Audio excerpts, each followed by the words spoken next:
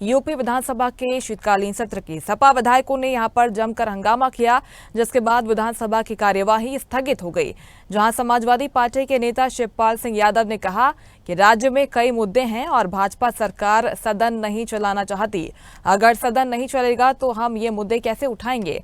विपक्ष सदन चलाने के लिए तैयार है, हम सभी मुद्दों पर चर्चा चाहते हैं। यूपी विधानसभा शीतकालीन सत्र पर उप मुख्यमंत्री बृजेश पाठक ने कहा कि विधानसभा सत्र का पहला दिन है, विपक्ष लगातार सदन का समय बर्बाद करने में लगा हुआ है, जनता उन्हें माफ नहीं करेगी।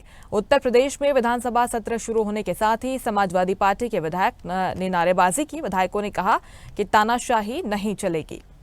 विधानसभा जनता की सभा है, लोकतंत्र की सभा है और इसमें देश की सुरक्षा, देश की समृद्धि, प्रदेश की सुरक्षा, प्रदेश की हर जाति हर धर्म के विकास के लिए सभा है और इसके लिए अनुपूरक बजट लाया जा रहा है। और हम उम्मीद रखते हैं कि जो लोग भी राजनीतिक होंगे वो सभा का संचालन कर देंगे और जनता के हितों में खड़ा। समाजवादी पार्टी के समय में, कांग्रेस के समय में एक ऐसा मंदिर था जो 40 सालों से बंद था।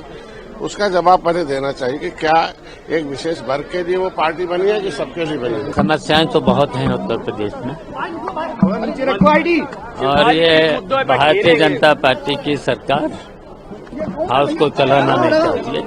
बहुत थोड़े दिन की समस्याएं बहुत हैं, तो ये जब हाउस ही नहीं चलाना चाहते हैं तो समस्याएं कहाँ उठें? तो विपक्ष तैयार है पूरी तरह से हाउस चलाएं, लंबा चलाएं और जिससे सभी समस्याएं। और इस खबर पर ज्यादा जानकारी के लिए सीधे रुख करते हैं लखनऊ संवाददाता चंदन वर्मा फोन लाइन पर हमारे साथ जुड़ गए हैं। चंदन, जैसा कि संभावना जताई जा रही थी कि हंगामेदार हो सकता है इस बार का सत्र भी, और हंगामे की भेंट चढ़ गया है।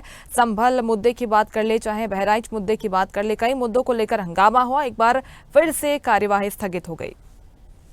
बिल्कुल, देखिए मुस्कान, जिस तरह से आज विधानसभा सत्र का आगाज हुआ था और मुख्यमंत्री योगी आदित्यनाथ के साथ तमाम जो पक्ष और विपक्ष के जो नेता हैं वो आज सत्र में पहुंचे थे, लेकिन कहीं ना कहीं जो विपक्ष है वो सरकार को घेरने का लगातार प्रयास कर रहा है। वो चाहे बात करी जाए संभल की घटना या बात करी जाए बहराइच की घटना या आज तमाम जो मुद्दे हैं, उन तमाम मुद्दों को लेकर सरकार को घेरने का लगातार जो विपक्ष है वो इतना हंगामा कर रहा है, जिसकी वजह से जो सदन की कार्रवाई है उसको बार बार रोकना पड़ रहा है और जो विपक्ष है वो लगातार सरकार पर कहीं ना कहीं हावी होता हुआ नजर आ रहा है। अभी हाल ही में जिस तरह से संभल में जो घटना हुई थी, उस पूरी घटना को लेकर कहीं ना कहीं सरकार के ऊपर सवालिया निशान खड़े करे जा रहे हैं। उस तमाम मुद्दों पर कहीं ना कहीं देखिए सदन का जो सदन की कार्रवाई है वो पूरी तरह से अभी स्थगित कर दी गई है, अभी इसको रोक दिया गया है। अभी उसके साथ ही जो अनुप्रिया पटेल हैं वो आज धरने पर बैठी हुई है। अभी जो स्टैचू लगा हुआ है उस स्टैचू के पास वो धरने पर बैठी हैं अपने पति को लेकर। उनके जो पति हैं आशीष पटेल,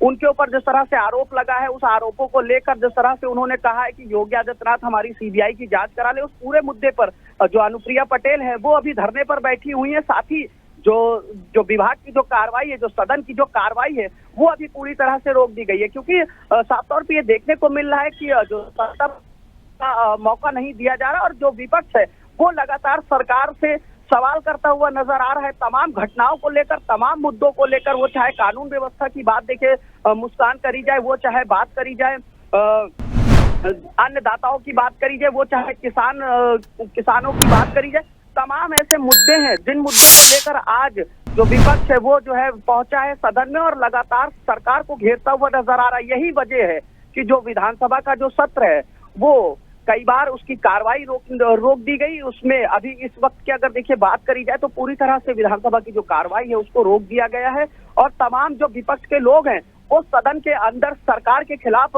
नारेबाजी कर रहे हैं।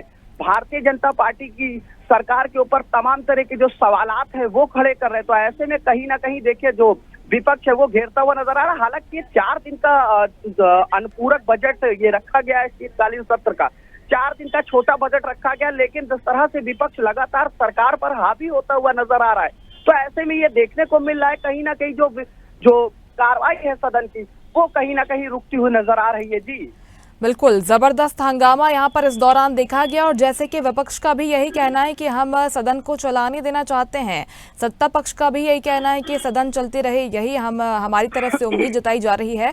संभल हिंसा पर बातचीत की चर्चा की विपक्ष मांग कर रहा है। आगे क्या कामकाज को आगे बढ़ाने के लिए इस पर चर्चा हो सकती है सदन में, चंदन?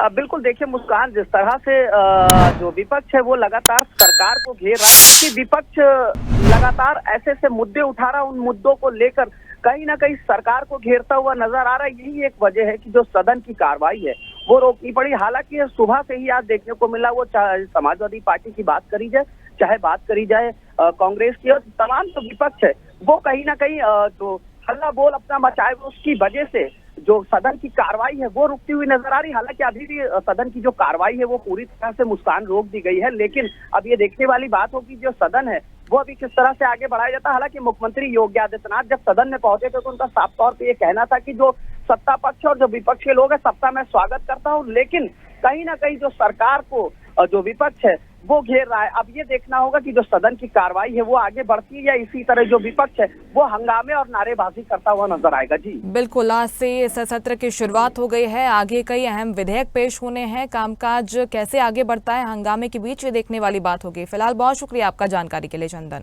लेटेस्ट खबरों के लिए लाइक, फॉलो और यूट्यूब पर सब्सक्राइब करें, बेल आइकन दबाएं, साथ ही विजिट करें swedishlive.com पर।